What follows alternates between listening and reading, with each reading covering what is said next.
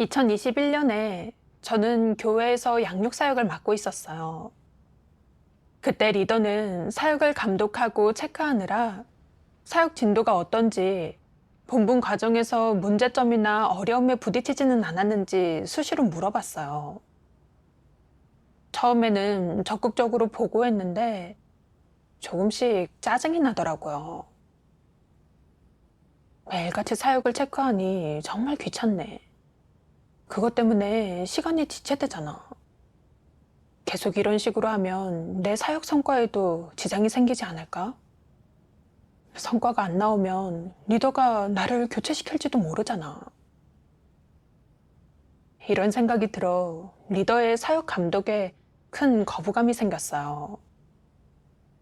한 번은 리더가 편지를 보내 저희의 사역 상황에 대해 알아보면서 지난 몇 달간 복음을 받아들인 새신자가 얼마나 되는지, 정상적으로 예배드리지 않는 사람은 얼마나 되는지, 그 이유는 뭔지, 그 사람들한테 어떤 종교관념이 있는지, 어떻게 그 문제를 교제에 해결했는지 등등을 물어보는 거예요.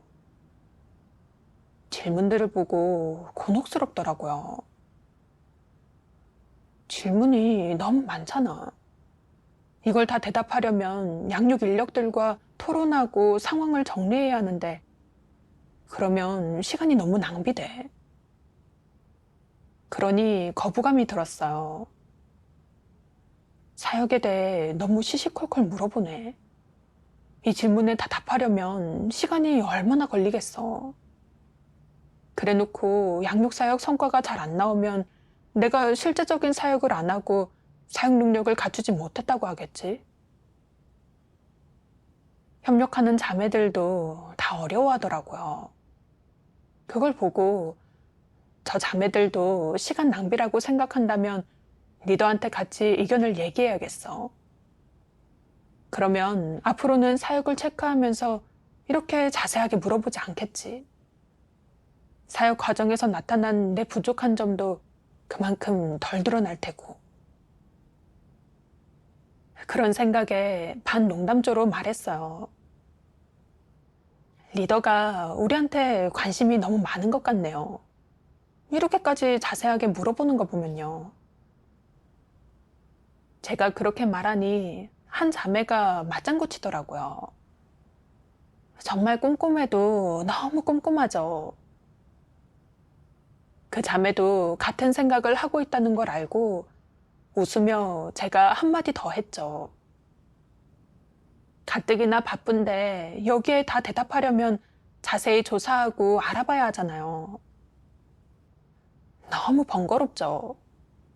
이러다가 우리 양육 성과에 지장이 생기는 건 아닐까요? 다른 자매 몇 명도 고개를 끄덕이며 동의하더라고요. 은근히 기분이 좋았죠. 다른 자매들도 여기에 대해 불만이 있구나. 나중에 같이 의견을 내면 리더도 이렇게 수시로 사역을 체크하지는 않겠지. 협력하는 자매들은 제 부추김 때문에 리더가 사역에 대해 알아보려고만 해도 난색을 표하곤 했어요. 답장도 마지못해 대충 몇 마디 써서 보내는 게 전부였죠. 사역에서의 문제나 오류 등을 구체적으로 정리해서 보내는 일은 없었어요. 그래서 결국 리더는 저희의 사역의 문제들을 파악하거나 알지 못하게 됐고, 양육사역은 계속 지지부진했죠. 또 한 번은 저희가 양육자 양성에 집중하지 않고 있다는 걸 리더가 알게 돼 편지를 보내 이 사역의 중요성에 대해 교제하면서 좋은 실행의 길을 제시해 준 적이 있었어요. 게다가 저희가 이 사역을 하면서 부담을 갖지 않고 일을 질질 끌어 효율이 안 난다고, 그런 식으로 하면 형제자매들을 훈련시키는 건 고사하고 양육 사역에도 영향을 줄 거라면서 이 문제에 신경 써서 하루라도 빨리 새신자들이 양육 훈련을 하도록 양성하라고 했어요. 그 편지를 보고 반발심이 드는 거예요. 요구가 너무 높네. 새신자들은 이제 막 본분 훈련을 받고 있잖아. 사람을 양성하는 게 어디 그렇게 쉬운가? 당신들은 경험이 있으니까 다르겠지. 당신들 기준을 우리한테 적용하지 말란 말이야. 근데 또 한편으로는 그런 생각이 드는 거예요. 대놓고 불평을 하면 내 사용 능력이 떨어진다고 생각하지 않을까? 안 되겠어. 우리 팀은 그 요구대로 할 수 없다는 걸 알게 해야지. 그러면 우리를 어쩌지 못하겠지. 추궁한다고 해도 내 개인의 문제는 아닌 거니까. 그래서 저는 미간을 찌푸리고 난색을 표하며 그랬어요. 요구하는 게 너무 높네요. 우리는 아직 그들만큼 경험이 없어요. 제 말이 끝나기가 무섭게 자매 몇 명이 다 고개를 끄덕이며 동조하더라고요. 그 리더는 자질도 좋고 업무 효율도 좋겠죠. 우리가 어디 비교나 되겠어요? 이렇게 말하는 사람도 있고, 요구가 너무 높아요. 이 사육을 대체 어떻게 하라는 거예요? 그러는 사람도 있었어요. 모두 같은 의견인 걸 보고 기분이 좋았어요. 이제는 리더도 우리를 어쩌지 못하겠지. 우리 팀 전체를 다 교체시킬 순 없을 테니까. 다음날 저는 리더한테 답장을 하면서 본분 과정에서 저희가 부딪힌 어려움들을 다 썼어요. 저희를 좀 이해해줬으면 하는 생각에서였죠. 마지막에는 특별히 저희의 사역 성과는 일단 이래요. 성과를 내기가 쉽지 않네요. 라고 덧붙이면서 저희라는 이 두 글자를 강조했어요.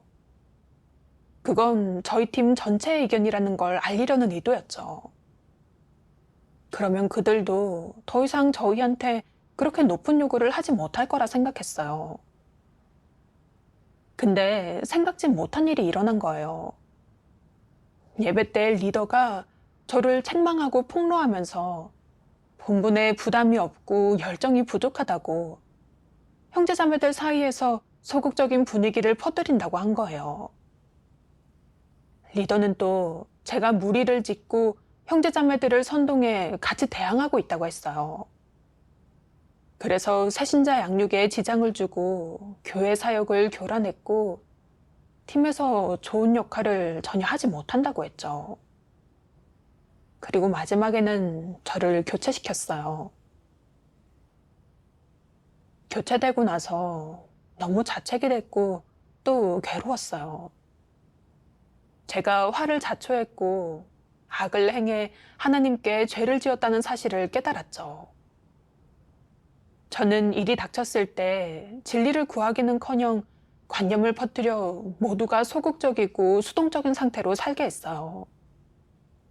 그렇게 교회 사역에 지장을 준 거예요. 얼마 후 반성하면서 하나님 말씀을 봤어요. 적그리스도는 마음속으로 늘 그리스도의 신성 본질을 의심하고 불복하는 성품을 지니고 있기에 그리스도가 맡긴 일들을 연구하고 토론하여 모든 사람이 옳고 그름을 따지게 한다. 이 성질이 심각하지 않으냐? 이는 진리에 순종하는 태도로 이를 대하는 것이 아니라 하나님의 대척점에 서서 이를 대하는 것이다. 이것이 바로 적그리스도의 성품이다. 그는 그리스도의 분부와 그리스도가 안배한 일에 관해 들을 때 받아들이고 순종하는 것이 아니라 그것을 가지고 나와 토론한다. 무엇을 토론하겠느냐? 그리스도의 말씀과 분부가 옳은지 토론하고 시행해야 할지 연구한다. 그것이 시행하려는 자의 태도겠느냐? 그렇지 않다. 그는 더 많은 사람이 자신처럼 그 일을 시행하지 않기를 바란다. 시행하지 않는 것이 진리를 실행하고 진리에 순종하는 것이겠느냐? 분명 그렇지 않다. 그럼 이는 어떤 행위겠느냐? 대항하는 행위입니다. 그는 자기 혼자만 하나님께 대항하는 게 아니라 사람들을 모아 함께 대항하려 한다. 이런 성질 아니겠느냐? 사람들을 모아 함께 대항하는 것, 즉 모두가 그와 같게 하고 같은 생각과 말을 하고 같은 결정을 내리고 함께 그리스도의 결정과 분부에 대항하는 것. 이것이 적그리스도의 행동이다. 적그리스도는 법도 다수를 처벌할 수는 없다고 생각하며 사람들이 자신과 함께 하나님께 대항하도록 선동한다. 그렇게 하면 하나님 집에서도 그를 어찌할 수 없을 것이라고 생각하면서 말이다. 그가 어리석지 않으냐? 적그리스도는 하나님께 대항하기에는 힘이 너무 부족하고 혼자서는 방법이 없다고 생각하기에 사람들을 모아 함께 대항하는 방법을 택한다. 그는 나는 사람들을 미혹해서 나와 같은 사상과 관점, 행동 방식을 갖게 할 거야. 모두 함께 그리스도의 말씀을 거부하고 하나님의 말씀이 이곳에서 이루어지거나 실천되지 못하게 할 거야. 누군가 사역을 검토하러 오면 나는 모두 함께 이렇게 하기로 결정한 거라고 할 거야. 그때 가서 어떻게 하나 보자고. 나는 움직이지 않을 거야. 시행하지 않을 거라고. 그렇다고 당신이 나를 어쩔 수 있겠어? 라고 생각한다. 말해보아라. 적그리스도의 이러한 태도가 가증스럽지 않으냐? 너무도 가증스럽습니다. 어떤 면에서 가증스러우냐? 그는 하나님 집에서 권력을 잡으려고 한다. 그리스도의 말씀이 그가 있는 곳에서 실천되지 못한다. 그는 실천하지 않는다. 물론 그리스도의 말씀에 순종하지 못하는 또 다른 상황도 있다. 즉, 어떤 이는 자질이 너무 떨어져서 하나님의 말씀을 알아듣지 못하고 어떻게 실천해야 하는지도 알지 못한다. 누가 가르쳐줘도 불가능하다. 이런 경우는 따로 취급해야 한다. 지금 교제하는 화제는 적그리스도의 본질에 대한 것으로 실천 가능 여부나 자질 고하와는 관련이 없다. 오직 적그리스도의 성품이나 본질과 관련이 있을 뿐이다. 그는 완전히 그리스도에게 대항하고 하나님 집의 사역 지침에 대항하며 진리의 원칙에 대항한다. 순종은 없고 오직 대항뿐인 사람. 이런 사람이 바로 적그리스도이다. 하나님 말씀을 보고 나서야 제 행위의 성질이 얼마나 심각한지 알 수 있었어요. 적그리스도는 하나님의 요구와 하나님 집의 사역 지침을 받아들이거나 순종하는 법이 없고 마음의 거부감과 반항심뿐이고 또 사람을 미혹해서 무리를 지어 대항한다고 폭로하신 말씀이 특히 그랬어요. 돌아보니까 그동안 제 태도가 바로 그런 성질을 띠고 있었더라고요. 리더가 저희의 사역을 꼼꼼히 체크하니까 귀찮아했고 본분을 할 시간이 줄어들어 사역 성과에 지장을 줄까봐 걱정했어요. 그래서 마음속으로 받아들이지 못하고 리더에 대해 편견을 퍼뜨리고 팀 자매들을 선동해 저와 같은 입장에 서게 해 같이 리더한테 대항했어요. 리더가 저희의 사역 진도가 느리고 성과가 부진하다고 지적하면서 사역 효율을 어떻게 높일지 교제할 때도 저는 거부하고 이치를 따지고 불복했어요. 그러면서 리더의 요구가 너무 높고 저희의 실제 어려움을 파악하지 못한다고 생각했고 그들이 교제하는 사역 효율을 높이는 법에 대해서도 제대로 듣지 않았죠. 리더를 굴복시키고 저희에 대한 요구를 낮추기 위해서 또 사역 성과가 나지 않는 건 저 혼자만의 문제가 아니라는 걸 알려주기 위해서 저는 형제자매들 앞에서 리더의 요구가 너무 높다고 토로하고 리더가 무리한 일을 강요한다고 생각하게 했어요. 형제자매들을 선동해서 저와 같이 대항하게 하려고 한 거죠. 정말 너무 간사했어요.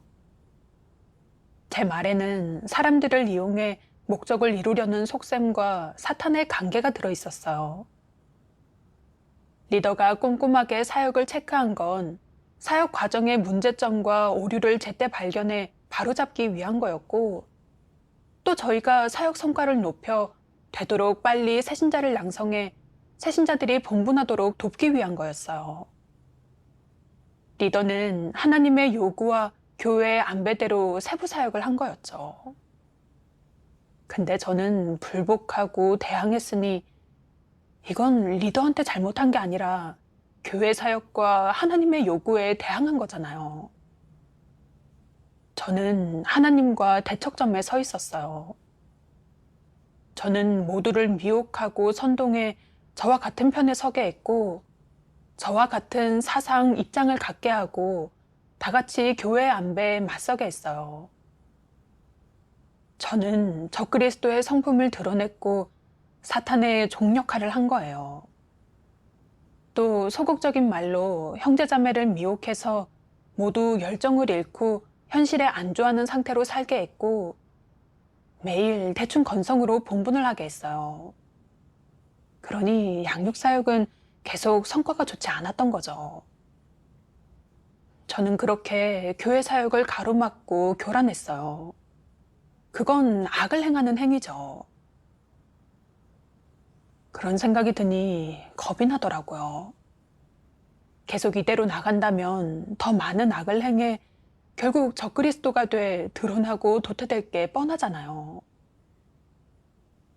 저는 하나님 앞에 나아가 기도했어요. 하나님, 제가 교체된 일을 통해 당신의 공의를 나타내셨어요. 하나님 말씀의 폭로와 심판으로 저는 저의 적그리스도 성품에 대해 좀 알게 됐어요. 이번 교체는 저에 대한 당신의 보호이고 구원이에요. 하나님, 감사합니다. 그리고 저는 이런 측면의 폐괴 성품을 드러내는 말씀을 봤어요. 전능하신 하나님 말씀. 적그리스도는 늘 일련의 이론들을 퍼뜨려 사람을 미혹한다. 그는 어떤 사역을 시행하든 모두 자기 생각대로 결정하며 진리의 원칙을 완전히 위배한다. 이러한 행동으로 볼 때 적그리스도의 성품은 과연 어떤 것이겠느냐? 그가 긍정적인 사물과 진리를 사랑하는 사람이겠느냐? 그가 하나님께 진실한 순종을 보이는 사람이겠느냐? 그는 진리를 싫어하고 증오하는 본질을 갖고 있다. 이 밖에 그는 비이성적으로 교만하며 사람이 가져야 할 최소한의 양심과 이성마저 갖추고 있지 않다. 그러니 사람이라고 불릴 자격도 없다. 그저 사탄에 속하는 부류, 마귀라고 할 수밖에 없다.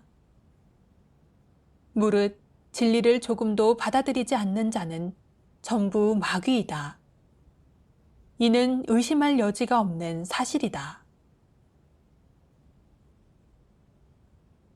적그리스도는 마음속으로 진리를 실행하고 그리스도에게 순종하는 것에 대해 어떤 태도를 갖고 있겠느냐?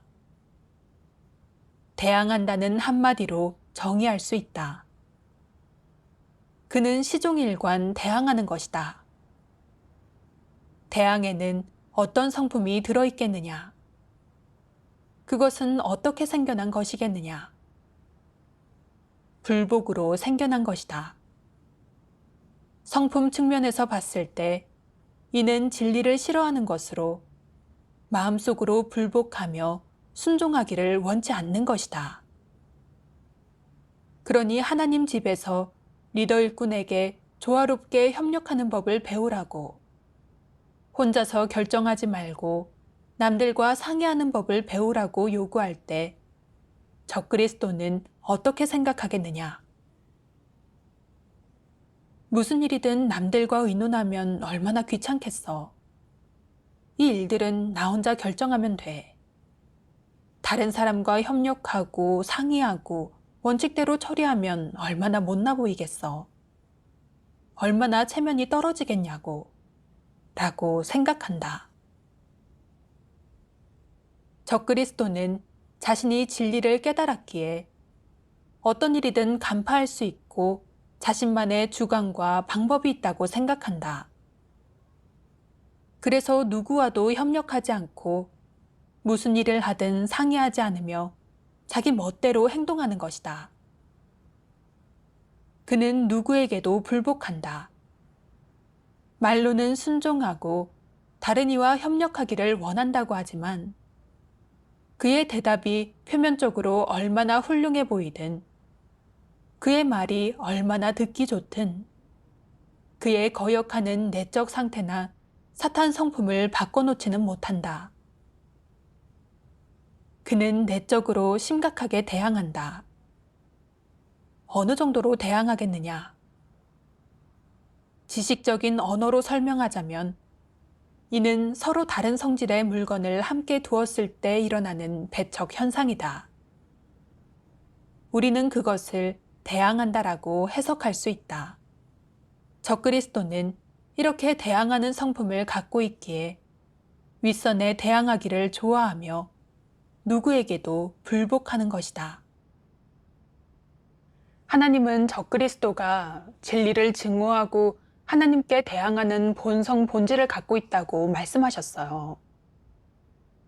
그런데 제가 드러낸 성품은 적그리스도와 다를 게 없었어요. 저는 리더의 사역 감독을 싫어하고 반항했고 그것 때문에 시간이 지체된다고 생각했어요. 사역 성과를 높이려는 걸 요구가 너무 높다고 불복했고 늘 대항했어요. 사실 리더가 사역상의 문제점과 오류를 지적하면 받아들여야 돼요. 사역 성과가 좋지 않은 이유가 무엇인지, 본분을 대하는 태도가 너무 소홀해서인지, 아니면 이를 확실히 알지 못해 진리로 형제자매들의 어려움과 문제를 해결해주지 못해서인지 열심히 반성하고 원인을 찾아 빨리 뉘우치고 달라져야 하는 거죠. 근데 저는 진리를 전혀 받아들이지 않고 스스로를 돌아보지도 않았어요. 본분을 제대로 하지 않은 데 대해 자책하거나 죄책감을 느끼지도 않았고요. 또 저는 교체되지 않기 위해 수단과 방법을 가리지 않고 모두를 선동해 함께 리더한테 대항했어요. 리더가 사역을 체크하고 감독하는 건 하나님의 요구고 긍정적인 거예요. 근데 저는 거부감을 느끼고 대항했죠. 겉으로 볼 때는 리더한테 반발한 것 같지만 사실 그 본질은 진리를 싫어하고 긍정적인 사물을 증오하는 거였어요. 그로 인해 교회 사역을 가로막고 방해하게 됐고요. 저는 진리를 싫어하고 또 하나님께 대항할 수 있는 사람이었어요. 사탄의 성품이 정말 너무 두려웠어요. 교회에서 출교된 적그리스도들이 생각났어요. 그들은 지적과 도움, 책망, 훈계가 임했을 때 진리를 받아들이고 스스로를 돌아보는 법이 없었어요. 그들의 사역을 감독하고 의견을 제시하는 사람이 있으면 화가 머리끝까지 나서 그를 원수로 여기고 고집스럽게 불평하며 끝까지 대항했죠. 심지어는 악을 행해 교회 사역에 심각한 해를 끼치고도 후회하지 않다가 결국 교회에서 출교된 거였죠. 이건 전부 진리를 싫어하고 증오하는 적그리스도의 본성으로 초래된 결과예요. 제가 드러낸 성품이 이들과 다를 게 없어요. 만약 회개하지 않는다면 언젠가 저 역시 하나님께 드러나 내쳐질 게 뻔한 거죠. 그 후에 곰곰이 생각해 봤어요. 왜 나는 형제자매들을 선동해 리더의 감독에 대항했을까? 그렇게 하는 근원은 뭘까? 그렇게 구하다가 말씀을 보게 됐어요.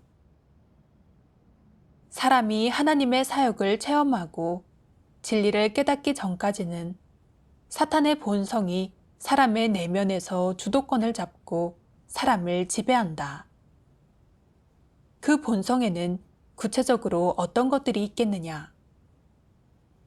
예를 들어, 너는 왜 이기적으로 구는지, 왜 자신의 지위를 지키려 하는지, 왜 그렇게 감정을 중요하게 생각하는지, 왜 그 불의한 것과 악을 좋아하는지, 그러한 것들을 좋아하는 근거는 무엇인지, 그것들은 어디에서 왔는지, 너는 왜 그것들을 받아들이기 좋아하는지 등이 있다.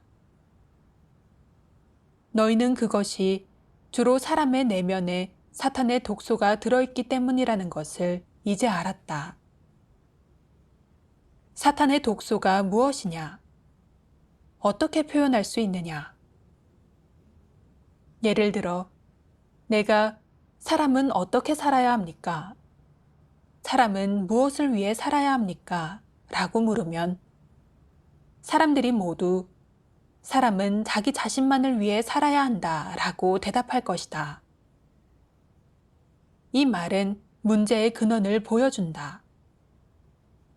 사탄의 철학이나 논리는 이미 사람의 생명이 되었다.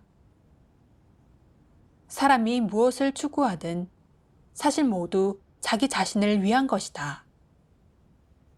그러므로 사람은 모두 자신을 위해 살아가는 것이다. 사람은 자기 자신만을 위해 살아야 한다라는 이 말은 사람의 생명 철학으로 사람의 본성을 대변하기도 한다. 이 말은 이미 폐괴된 인류의 본성이 되었다. 바로 폐괴된 인류의 사탄 본성을 생생하게 묘사한 말인 것이다. 사탄의 본성은 이미 완전히 폐괴된 인류의 생존의 토대가 되었다. 몇천 년간 폐괴된 인류는 사탄의 이 독소의 의지에 오늘날까지 살아왔다. 사탄의 모든 소행은 자신의 욕망, 야심, 목적을 위한 것이다. 사탄은 하나님을 뛰어넘고 하나님에게서 벗어나 하나님이 창조한 만물을 지배하고 싶어 한다. 지금 사람은 사탄에게 이 정도까지 폐괴되어 모두 사탄의 본성을 가지고 있다. 하나님을 부인하고 대적하고 싶어 하며 자신이 자기의 운명을 직접 자기 손에 장악한 채 하나님의 지배와 안배에 대항하고 싶어 한다. 사람의 야심과 욕망은 이미 사탄의 그것과 완전히 같아졌다. 그러므로 사람의 본성이 곧 사탄의 본성이라고 하는 것이다. 말씀을 읽고 깨달았어요.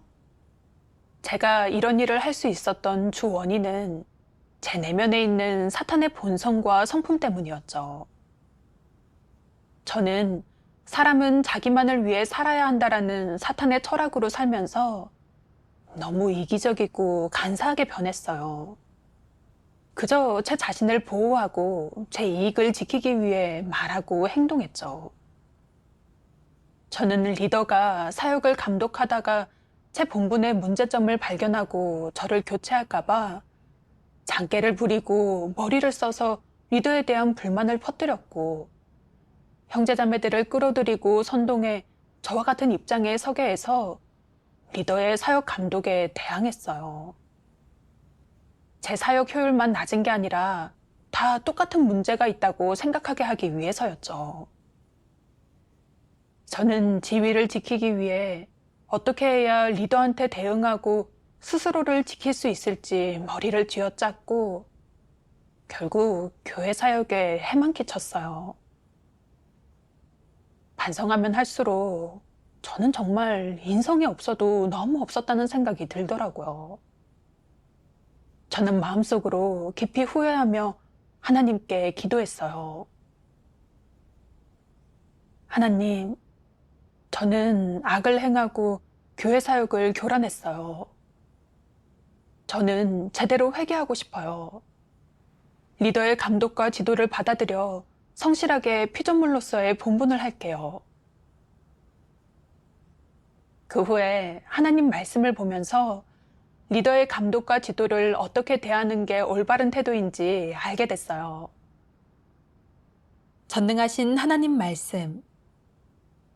지금 수많은 사람이 본분을 이행하고 있지만 진리를 추구하는 사람은 많지 않으며 본분 이행 과정에서 진리를 추구하고 실제에 진입하는 사람은 극소수이다. 대부분은 원칙 없이 일을 처리하며 진실로 하나님께 순종하지 않는다.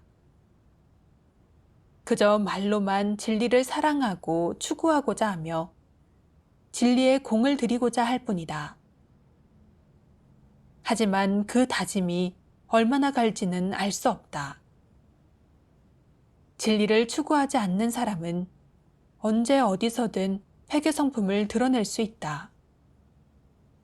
그런 자는 본분을 대할 때 조금의 책임감도 없으며 늘 건성으로 대충 임하고 자기 뜻대로 행동한다.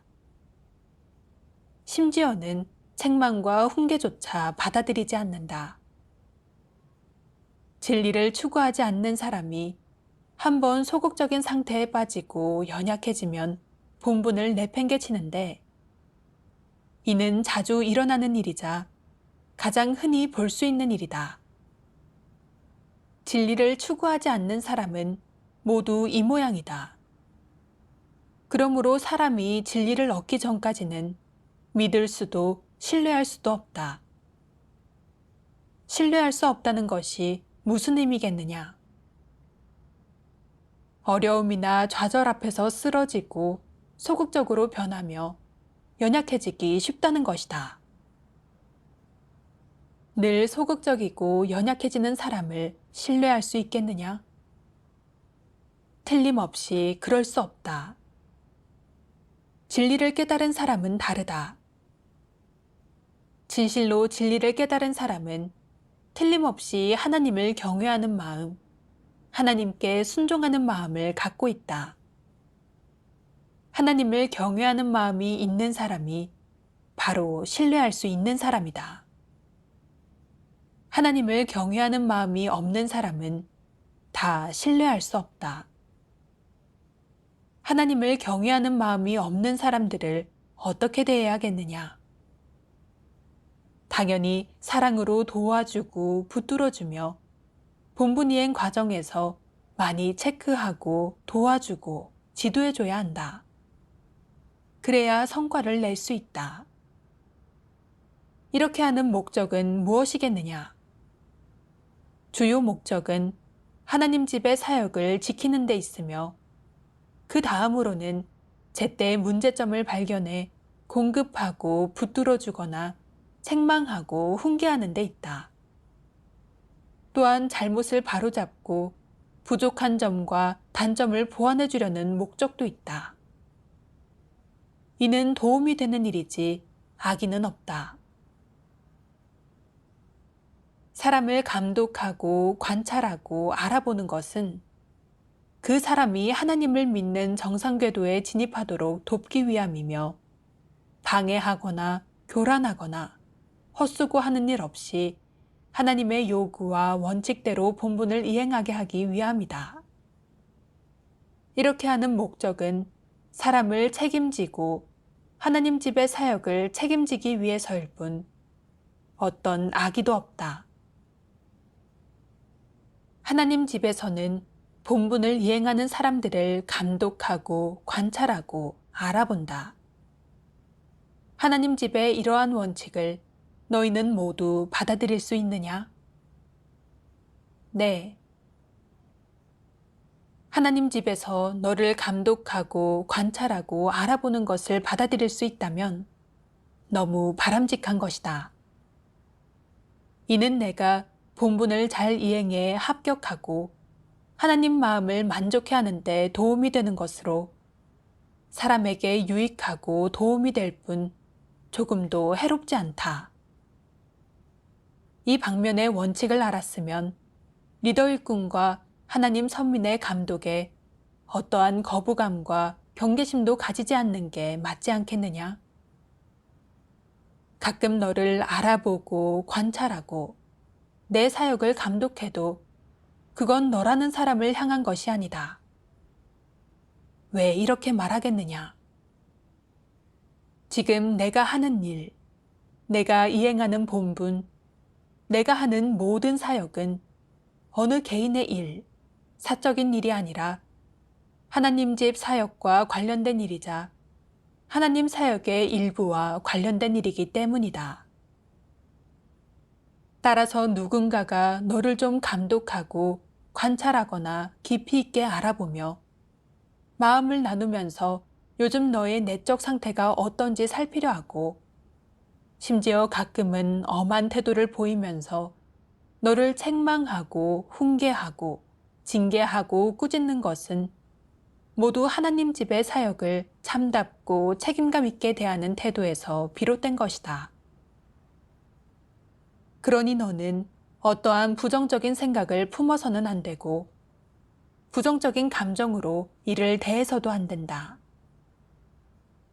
다른 이가 감독하고 관찰하고 알아보는 것을 받아들일 수 있다는 것은 무엇을 뜻하느냐? 내가 마음으로부터 하나님의 감찰을 받아들일 수 있음을 뜻한다. 만약 다른 이가 감독하고 관찰하고 알아보는 것조차 받아들이지 못하고 이에 저항한다면 하나님의 감찰은 받아들일 수 있겠느냐? 하나님의 감찰은 사람이 알아보는 것보다 훨씬 세밀하고 심도 있고 정확하다. 하나님의 요구는 훨씬 구체적이고 엄격하고 심도 있다. 하나님 선민의 감독도 받아들이지 못한다면 하나님의 감찰을 받아들일 수 있다는 너의 그 말은 빈말에 지나지 않겠느냐? 내가 하나님의 감찰을 받아들이고 하나님의 검증을 받아들일 수 있으려면 먼저 하나님 집, 리더 일꾼이나 형제자매들의 감독을 받아들여야 한다. 하나님 말씀을 보고 깨달았어요.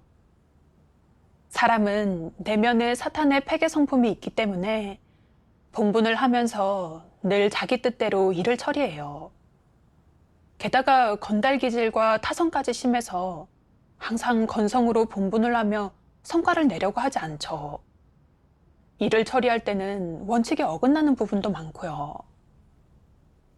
그래서 리더 일꾼이 사역을 더 감독하고 체크할 필요가 있어요. 그래야 교회의 각 사역이 질서 있게 진행될 테니까요. 이건 또 리더 일꾼에 대한 하나님의 요구고 그들 본연의 사역이기도 해요. 그러니 리더 일꾼의 감독과 지도에 순종하고 받아들이는 게 마땅한 거죠. 그리고 저한테는 또 하나의 그릇된 관점이 있었어요. 저는 리더가 수시로 사역을 감독하고 관련된 질문을 하는 게 본분을 지연시키고 사역 성과에 지장을 준다고 생각했어요. 그런데 사실 리더가 사역에 대해 꼼꼼히 알아보는 건 문제를 발견하기도 하고 저희가 문제를 해결하고 오류를 바로잡도록 도와주기 위한 거였어요. 그렇게 하면 시간이 지체되는 게 아니라 이번처럼 사역 효율을 더 높일 수 있고요. 리더는 사역에 관해 체크하다가 저희가 새신자를 양육할 때 사랑과 인내 없이 새신자에 대한 요구가 너무 높다는 걸 알게 됐고, 그래서 소극적으로 변해 본분을 하지 않는 새신자들이 있다는 걸 알게 됐어요. 그의 교제와 지적을 통해 저희는 본분 과정의 문제점을 발견하게 됐고요.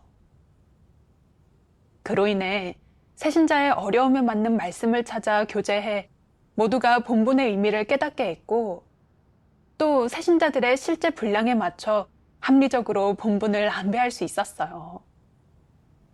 그 후에 새신자들의 내적 상태는 좋아졌고 정상적으로 본분을 하게 됐어요. 저는 리더의 감독과 지도가 사역 성과에 지장을 주는 게 아니라 본분의 원칙을 파악하게 했다는 걸 깨달았어요. 그건 리더 일꾼이 사역을 감독하고 지도하면서 준 도움이었죠. 그제야 깨달았어요. 리더 일꾼의 감독을 받아들이는 건 교회 사역에 책임감을 갖는 태도고 본분 과정에서 마땅히 갖춰야 할 실행 원칙이에요.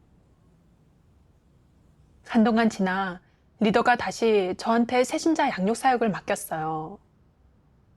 하나님께 깊이 감사드렸죠. 그 후로는 리더가 사역을 체크하고 지도해도 거부감이 들지 않았어요. 리더가 발견한 문제점을 종합하고 주동적으로 파트너를 찾아가 함께 얘기하고 본분 과정의 문제점들을 정리했어요. 그러면서 저희한테 있는 문제를 더 정확히 알 수 있었고 사역 성과도 점점 좋아졌어요. 본분을 하면서 리더 일꾼의 감독과 지도를 수용하고 진리를 받아들이는 태도를 갖고 진리 원칙대로 일을 처리해야 좋은 성과를 낼 수 있다는 걸 깨달았어요. 하나님께 감사드려요.